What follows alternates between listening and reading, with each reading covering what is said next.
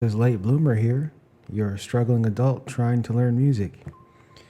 Now, my latest adventure into music started with trying to buy my niece a birthday present.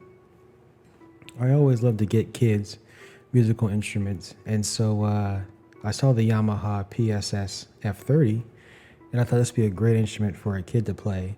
And it was. It was so good that I didn't want to give it to her, because I got the keyboard. I wanted to learn it so I could teach her how to use it. And I was like, man, this thing sounds good for 60 bucks. But I did the right thing. I actually gave the keyboard away for her birthday. She loves it. She plays it all the time. And it got me thinking about my relationship to electronic music and my relationship to synthesizers. Because I remember way, way, way back then, my introduction to them was my own Yamaha PSF. It's a PSS. It was some really cheap keyboard from the 90s. But I didn't really like that keyboard too much. But whenever I got to go to Guitar Center, I would beg my parents to take me there, or beg my mom to take me there. I would always go to the keyboard room and just play all the different synths there. And man, that was just so fascinating.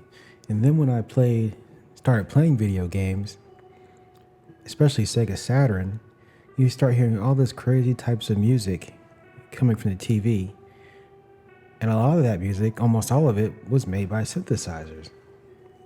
And so my connection to synths has been there forever. I just never really realized it.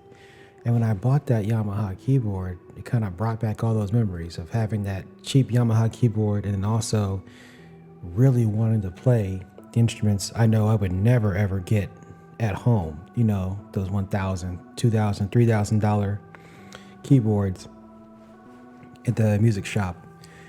And I was like, well, maybe I should look into this more, because I tried to play piano back then, when I was a kid, and told my mom, hey, I want to play piano, because I would play stuff from the TV and play on the piano from the video games I play and stuff like that. At least I would try to.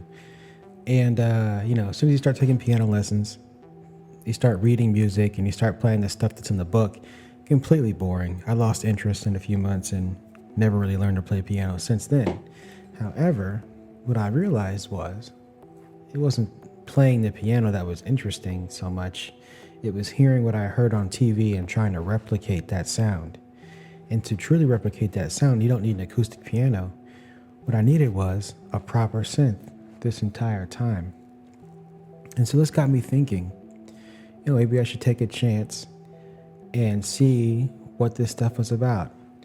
And one keyboard turned to another keyboard, turned to groove boxes, and turned into a digital wavetable, all this different stuff. And I'm still learning a lot about synthesis and sound design.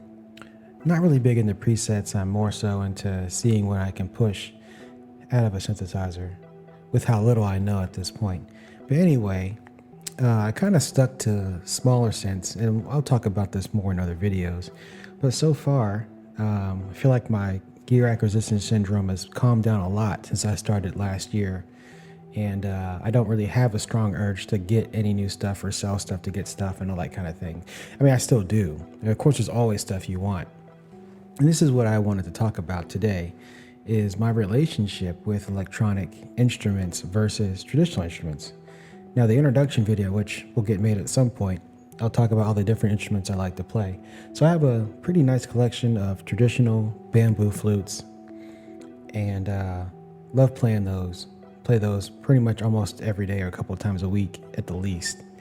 And I've always listened to electronic music forever, whether that be through Tangerine Dream or like the ambient stuff or like dance music. Like, it's always been there all the time. I just never really thought about it outside of, oh, this sounds cool.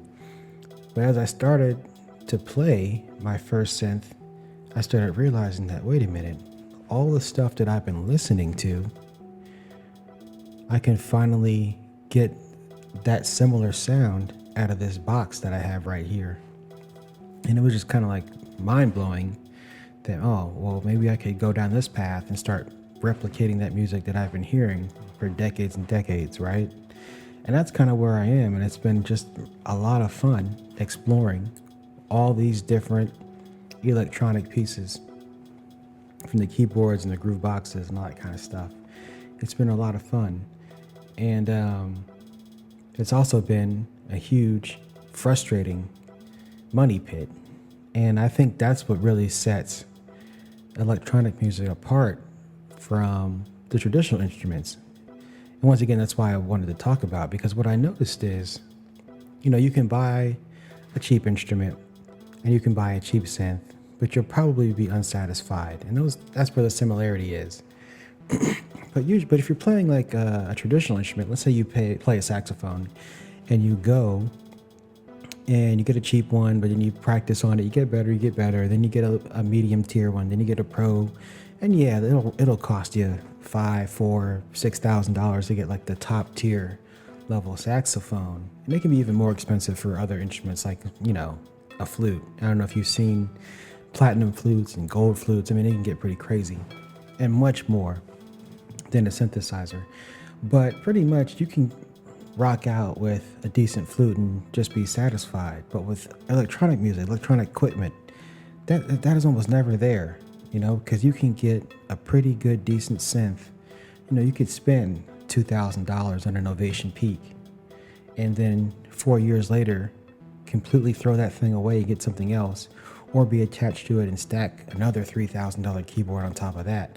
It's just really crazy how, you can be satisfied with maybe a top tier saxophone for the rest of your life, but that's not the same for synthesizers. It constantly changes. And maybe I'm wrong about this. Maybe it all depends on the person. And, if you get like a holy grail synth, maybe you'll never be satisfied because you'll want to keep that holy grail and then get another holy grail and this and that. And, what is a holy grail synth anyway? I don't know. But I just feel like, I think the difference is that there's just so much choice out there with synthesizers. God, I can't say that word. There's just so much choice out there. It's ridiculous. With a saxophone or a flute or a clarinet or whatever, yeah, you got different makers, but it's the same damn thing, just made with different materials. But electronic stuff is completely different. Every device gets a different sound. Every device plays differently. The workflow on a device is different. And it's just, it's kind of crazy that this is like really unique to electronic equipment. And so it also creates a big dilemma because, I haven't bought, let's say one of my bamboo flutes, I haven't bought a new one of those in a couple years, and I'm satisfied with what I have, and I don't have no desire to get another flute. I mean, yeah, there's some fancy ones that I would want to play at some point, but there's no rush. Like, the only reason I would ever get one is if my other one's broke. And that's not the same thing with electronic music and synths. It's like you get a good one, and then a few months later, you want to see something else. And there's just too much variety out there. And so that's why this hobby is a money pit. And that's really all I really wanted to say about that, is just how different it is from playing other things, and that you can never, is it possible to be satisfied in this field when you have new things coming out every month? You have all these YouTube and gear channels talking about new stuff. You have the envelope being pushed further and further. You have your DAWs here, but, a digital workstation just isn't the same as having a keyboard in front of you or a module that you can twist and turn. So, yeah, what do you guys think about synthesizers and the whole game of getting into electronic music? Is it all about just getting commodities? Is it all about commodification? Is it all about commercialism? Is it just about buying stuff? Or is it really about making music? And can you ever be satisfied with your synthesizers or your synth setup? Because even though, like, what's stopping me is, like, I just feel like I'm just tired. Like, I'm tired of looking at new stuff, and I'm tired of asking, oh, can I afford this and can I afford that, and trying to sell other stuff to get stuff. And then the thing about Synths is like, when if I needed a new flute, I'll get it and I know exactly what to do and I'm running away. I'm playing, having a good time. Not the same thing with the synth because they're all built differently. Now I got to learn how this thing works. And I think that's what's really stopping me or put that kind of gear acquisition in check, because I was like, okay, if I buy this thing, I'm going to have to spend a couple weeks just playing around with it, reading manuals, going back and forth, going back to tutorials. Like, fuck all that. I just want to play. And so far, the last thing I got was the model cycles. And I like it so far. I'm going to keep using it for a while and pair it with the samples. And I think, I got it because the samples, I just love that machine a lot. And I don't see myself getting rid of it soon. But the cycles was a gamble. And I was like, I don't really need this. But, I love this other device. Let me see how this goes. I got some things I don't want anymore that I had for years that I could definitely get rid of. And that's what I did. Got rid of it. Got the cycles. So got it for free pretty much. So yeah, after that, I'm like, okay, I'm done. I need to chill out. I don't want to spend another couple months studying more gear and more gear and more gear. And then by the time you figure out how to work a device, you're like, oh, okay, you see something else and you keep trading it. And it's like this big crazy cycle where you get something new, you love it, but you're not really making music on it too much. You're just learning how to use it.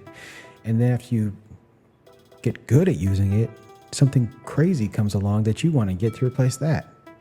And I've never experienced this before in music making. And just thought it was really different, really interesting. And I want to know your thoughts on it. Electronic music synths are a money pit. And how have you navigated this problem of gear acquisition and throwing your money down this rabbit hole and just never being satisfied because there's just so many products out there? It doesn't make any sense. It's ridiculous. All right, signing off. This is The Late Bloomer. Catch you later.